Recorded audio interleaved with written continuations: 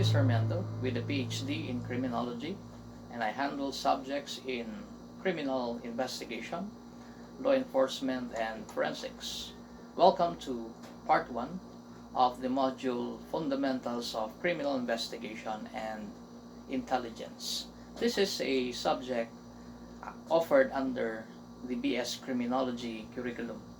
In this lecture video, I will be discussing the general principles of investigation, some basic definitions and protocols observed by the leading police agency in the country, the Philippine National Police. Let us begin with the definition of criminal investigation.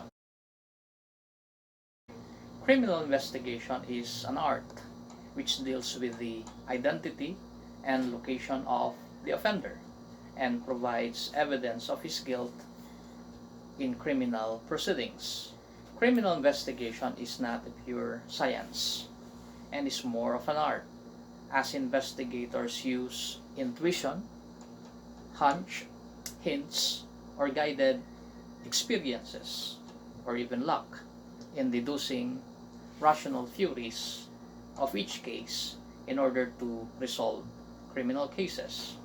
However, the process of investigation makes use of hard science, often called forensics or criminalistics, to process assorted kinds of evidence discovered from the crime scene and follow-up investigations. This includes fingerprint science, DNA fingerprinting, odontology, and ballistics, among others.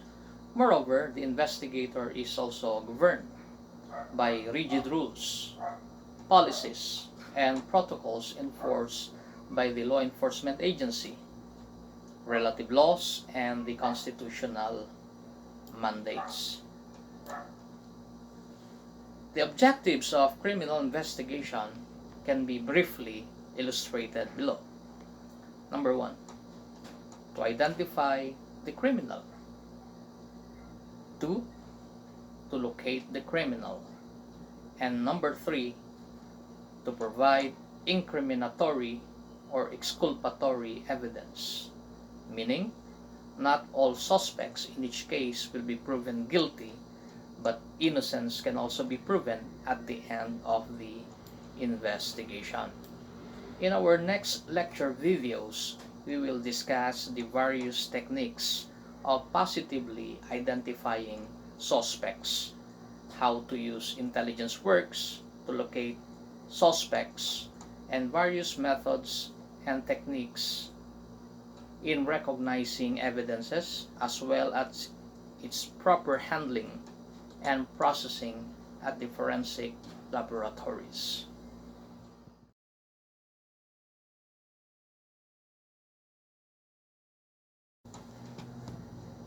Investigators' workplace mostly revolve at the crime scene. Investigators go by many names, like Sherlock, Detective, Private Eye, Shamus, Sleuth, Hound, and others.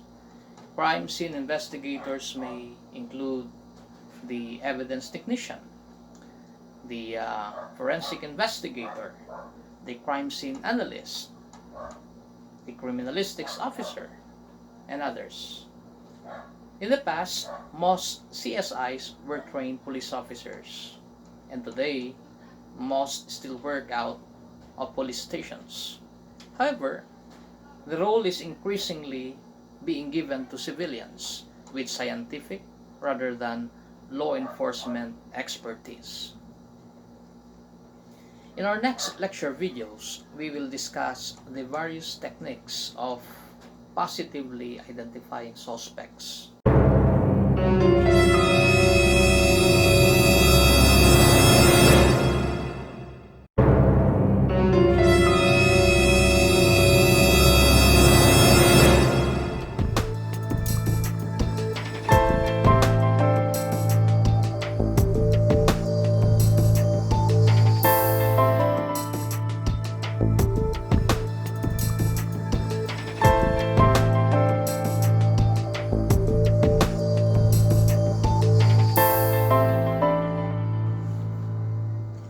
crime scene investigators are responsible for protecting the integrity of the evidence they procure and ensuring that it cannot be dismissed on legal technicalities. They must present the evidence they have gathered in a competent and professional manner and file detailed reports about how it was gathered and why its data is significant to the case. Training for a crime scene investigator can begin in college with courses in criminology, chemistry, forensics, anatomy, and biology. Each police department has its own specific standards for qualifying a crime scene investigator, but the position generally requires training in the proper processing of a crime scene, at least a training in fingerprint retrieval and analysis, death investigation, blood stain analysis, and photography skills. Who is an investigator? What is required of him or her in order to be effective and efficient? Are there certain good characteristics for the job? Knowledge of the basic fundamentals, method, and techniques of the investigation is obviously essential for anyone who is aspiring to be a detective or investigator. In the succeeding slides, we will discuss them one at a time. According to the Criminal Investigation Manual, 2011 revision of the Philippine National Police, published by the Directorate for Investigation and Detective Management, all investigators in a police unit must be a graduate of prescribed investigation course with a rank of PO2 or Police Corporal as a prerequisite to the assignment. First, let us define character. Character is an individual set of attributes that deal with doing the right thing despite outside pressure to the contrary. Moral knowing, which includes moral awareness and moral reasoning, and deciding the right course of action. Moral feeling, which is a concern about doing the right thing. Moral feeling consists of conscience, self-esteem, empathy, and humility. And moral action, which means acting with competence and will. According to Gavin, Quick, Cooper, and Quick J in 2003, without character, actions can become routine and meaningless. Character helps identify who we really are on the inside. Integrity is the core aspect of character from this perspective. Moreover, according to them, leaders with character are able to achieve results that transcend everyday organizational imperatives and outcomes. According to August Vollmer, in his essay, The Police in the Modern Society, published in 1936, a good detective should have the wisdom of Solomon, the courage of David, the strength of Samson, the patience of Job, the leadership of Moses, the kindness of the Good Samaritan, the faith of Daniel, the tolerance of the carpenter of Nazareth, and finally, an intimate knowledge of every branch of natural, biological, and social sciences. If he had all of this, he might be a good policeman, detective, or investigator.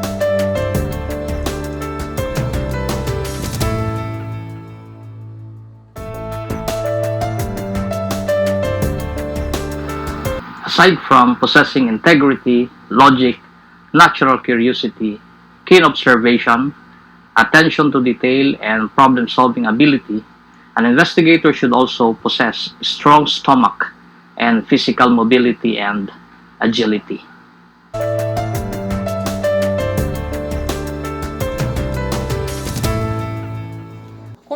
one of my professors in the graduate school, retired police officer Sir Gerardo Tombaga. In his investigation manuscript, a good investigator must possess the following qualities, arranged in the mnemonic CHICOS. C for courage, H for honesty, I for integrity and trustworthiness, C for courteous, respect for the rights of others, K for knowledge, O for open-minded, and lastly S for sincere.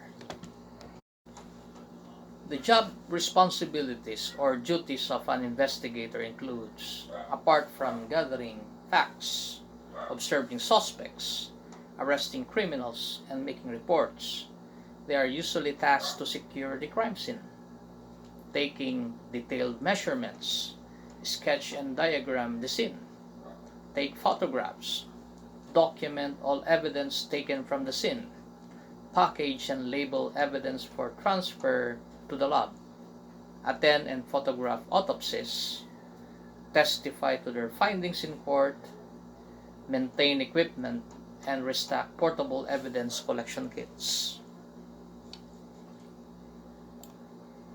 Hans Gross, a German magistrate during the late 19th century, is credited for creating the guidelines of modern criminal investigation, which has influenced and guided criminal investigators worldwide for more than 180 years. In Hans Gross' book on the methods of criminal investigation, he outlined the 6 essential elements of a crime, which a criminal investigator must always consider. The 6 essential questions a criminal investigator must answer during a criminal investigation are the following. These are commonly referred to as investigative STAR, or the 5 W's and 1 H in some criminal investigation books. Let's start with the first. What occurred at the scene? This refers to the criminal act. Where did it occur? Referring to the scene of the crime. How did it occur? This refers to the mode of operation or the modus operandi of the criminal. Next, we have who was present at the scene. This referred to different personalities or person of interest in a particular case. And we have the question when. When did it occur? This referred to the time of the commission of the crime. And lastly, the question why. Why did it occur? Referring to the possible motive of the criminal or the reason why a person committed such crime. All of these essential questions should be answered by the investigator during the entire course of the investigation process. Okay, we're done with the preliminary topics of criminal investigation, and we are done defining criminal investigation. We are able to discuss the objectives of criminal investigation, and we were able to enumerate the 6 essential elements of investigation, oftenly referred to as the 6 cardinal points of investigation. In our next lecture video, we are going to discuss the investigative tool, and this is an important topic since we'll be presenting the investigative toolbox containing the 3 I's of investigation, namely information, interview, and instrumentation. So, see you in our next lecture videos.